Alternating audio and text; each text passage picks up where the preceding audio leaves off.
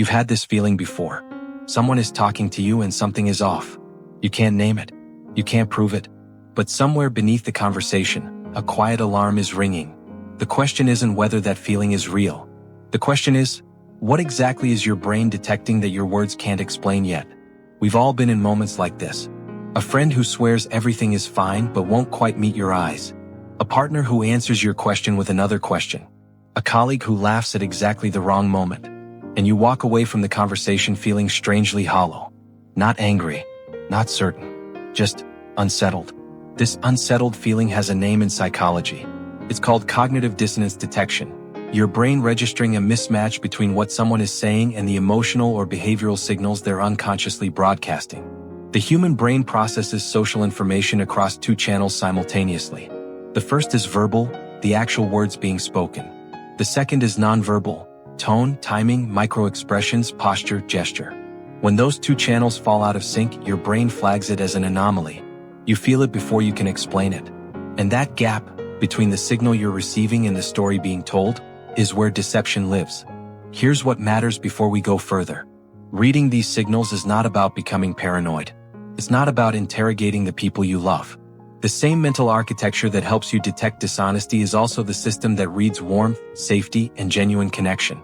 You are not learning to distrust people. You are learning to trust yourself. Your nervous system already knows how to read these signals. You just haven't been given the language for what it's been noticing all along. The brain operates through what psychologist Daniel Kahneman called two systems. System 1 is fast, automatic, instinctual. It reads faces and rooms in milliseconds. System 2 is slow, deliberate, analytical. It's where logic and language live. When someone lies, they usually manage System 2 fairly well. They choose careful words. They prepare a story. They control the broad strokes. But System 1, the involuntary, emotional system, leaks. It leaks through the body. It leaks through timing and rhythm.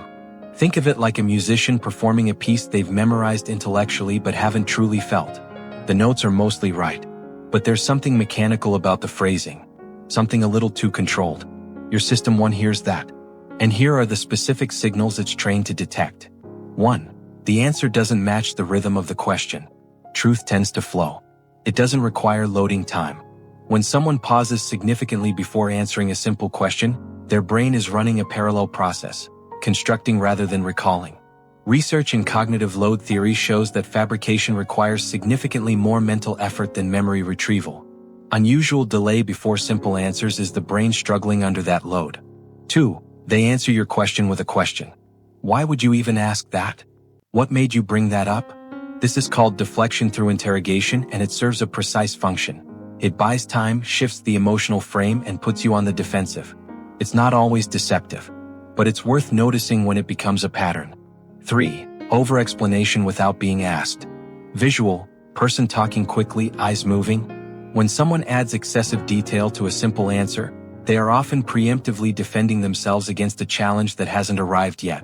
Psychologists call this unsolicited elaboration. Honest people generally say what happened and stop.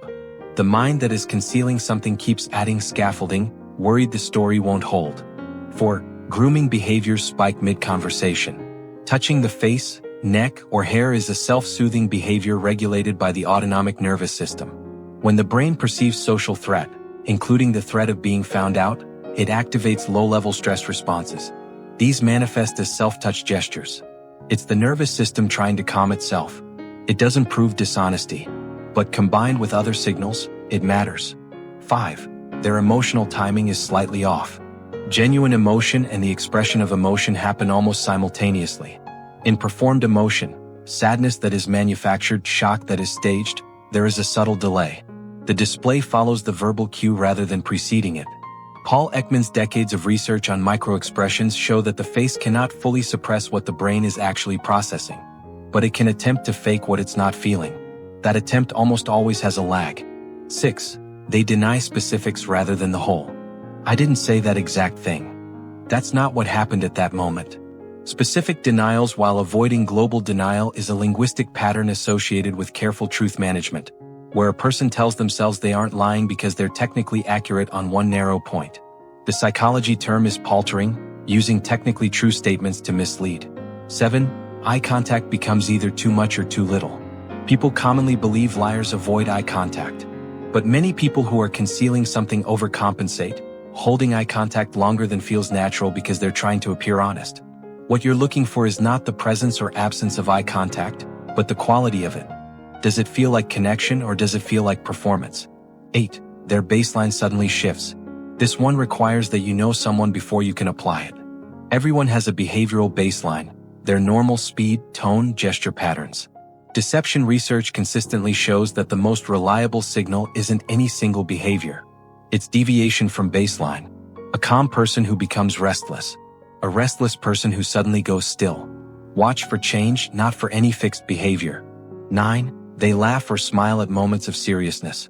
This is called a masking expression, using a positive emotion display to cover a negative internal state. The brain defaults to familiar emotional expressions under stress. If someone habitually manages social tension with humor, you may see inappropriate lightness during a serious exchange. It doesn't mean dishonesty, but it often signals discomfort being hidden. 10. They use distancing language. Listen for when someone stops saying I and starts saying you, people, or someone. You know how people sometimes just forget to mention things? Distancing language is a psychological mechanism that separates the self from the statement. It reduces the felt weight of the claim and diffuses personal responsibility. Research in linguistic analysis connects reduced first-person language to lower personal investment in the truth of a statement. 11. Their story has no imperfection. Genuine memory is messy. It contains gaps, corrections, uncertain timings. I think it was a Tuesday, actually, maybe Wednesday. A story that is suspiciously clean, that flows with perfect internal consistency and no moments of self-correction, is a story that may have been rehearsed rather than remembered. The brain doesn't store real events in polished narratives. It stores fragments. True accounts reflect that. 12. You feel strangely tired after the conversation. This one is internal, but it is real and it is psychological. Extended exposure to mixed signals, where verbal content contradicts nonverbal information, creates what researchers call emotional labor overload. Your brain is doing double processing, following the words and tracking the contradictions simultaneously. That is exhausting. And that exhaustion is data. Here is the mental model to take with you. Think of honest communication as a song where the melody and the lyrics are saying the same thing. You don't have to analyze it. You just feel it cohere. Deception is that same song with one instrument quietly playing a different note. You might not be able to name the note, but something in you hears the dissonance. These 12 signals are the individual instruments your brain is already tracking. You're not learning new perception. You're learning to trust the perception you already have. There will be conversations where none of this matters, where someone is simply nervous or tired or struggling to find the right words. And there will be conversations where everything clicks at once, where the timing is off, the language distances, and you leave feeling strangely hollow. Trust that feeling. Not as evidence, not as accusation, but as information. Your nervous system has been quietly watching people your entire life. It knows the difference between someone who is searching for the right words and someone who is searching for the right cover. You don't need to confront everything you notice, but you should stop pretending you didn't notice it. The truth, in the end, tends to find its way to the surface. Your only job is to stop talking yourself out of what you can already feel.